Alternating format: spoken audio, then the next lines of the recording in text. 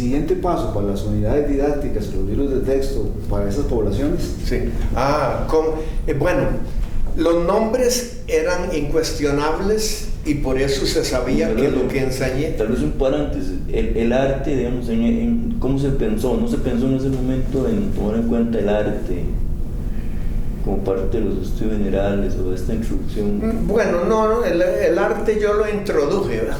Cuando introduje la música, pero en realidad en ese momento no se pensó de que tuviéramos una área de artes.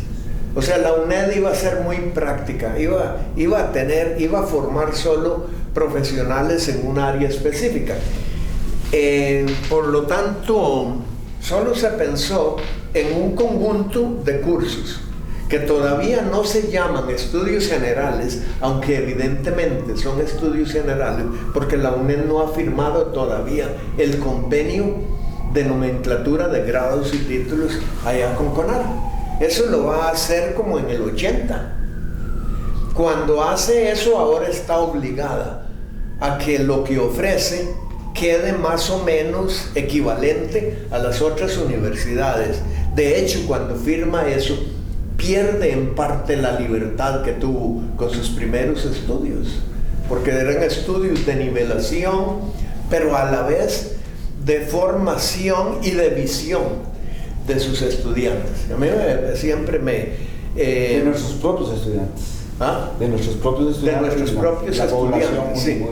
De hecho, la UNED también estaba con prisa de graduar a alguien. Imagínense que comienza en el 78 y gradúa como 160 alumnos, ya en el 81. Francisco Antonio Pacheco, como primer rector, tuvo el privilegio de graduar, entregar los títulos a los primeros graduados de la UNED, gracias a la forma en cómo pensaron. ¿Ya? Ese concepto que dice, perdimos independencia, sí. Tal vez que se refiere un poquitico más, perdimos independencia, estamos armándonos nosotros en nuestra propia casa, sí. Nos metimos como algo, como no era CONARI, pero algo parecido, sí. Donde ya nos metieron en el saco de todos. Exacto, es que los legisladores pensaron que esta universidad debía tener mucha libertad y armar los programas para capacitar a alguien según considerara pertinente ella. O sea, cada cátedra podría formar un profesional si quería. Y no estaba obligada a seguir los estándares de las otras universidades, y se había discutido mucho de si debía tener un título de graduado de colegio, porque la idea inicial es que fuera abierta. Esa no pegó. La asamblea nos echó encima lo del bachillerato y entonces ya eso nos limitaba. Por eso es que la extensión y la UNED, que iban originalmente juntas, no se pudieron hacer juntas por ese bendito título. Luego vino las otras universidades que tenían que equipararse los estudios generales de la UNED con los de las otras universidades. De hecho, la UNED podía hacerle a alguien el programa en que llevaba estudios generales, y otro que tenía una formación más amplia no le ponía estudios generales si quería. Una vez que la UNED llegaba ya a poder admitir estudiantes directamente a carrera, tenía la capacidad de tener ese requisito o no tenerlo. El firmar el convenio nos metió automáticamente en que los estudios generales era un requisito para poder graduarse de la universidad. Y entonces nos quitó la libertad de reconocimiento. Ese programa lo tenemos, reconocimiento por experiencia. Sí, ¿Ve? Por ejemplo, la UNED pudo pensar que filosofía lo debieron haber llevado todos, pero que no debieron haber llevado, por ejemplo, historia, porque ya tenían una formación más o menos paralela. Claro, lo que no tenemos es un estudio de qué pasó con los estudios generales en esta primera etapa, en relación a la parte axiológica, digamos, de nuestros estudiantes, cómo impactó los valores de los estudios generales en esta primera etapa, o o en una segunda etapa, digamos, de verdad. No se tiene usted razón. Yo no conozco un estudio en la UNED que nos dijera en realidad en qué contribuyeron los estudios generales. Por un lado, a nivelar. Por otro lado, a dar una visión que se buscaba, porque todos sabían, los que fundaron esta universidad habían estado en estudios generales.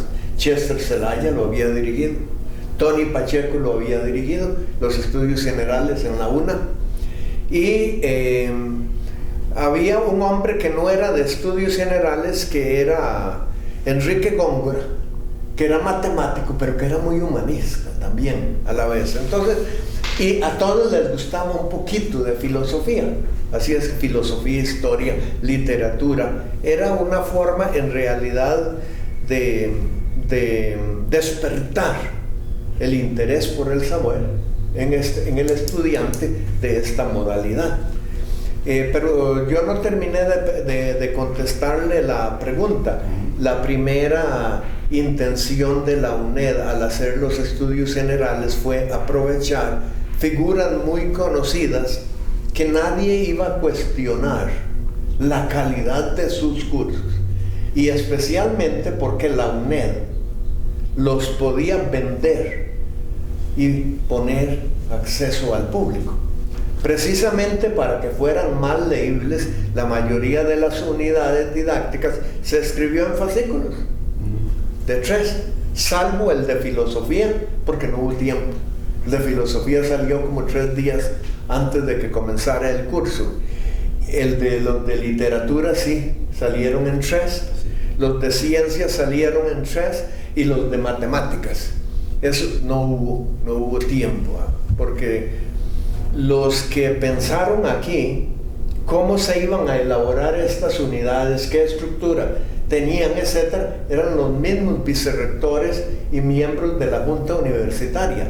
Y ellos creyeron que con las ideas así muy sencillas que le dieron a Santiago Manzanal, iba a salir un documento autosuficiente, donde cualquier costarricense podía leerlo y ya se sentiría estudiante universitario.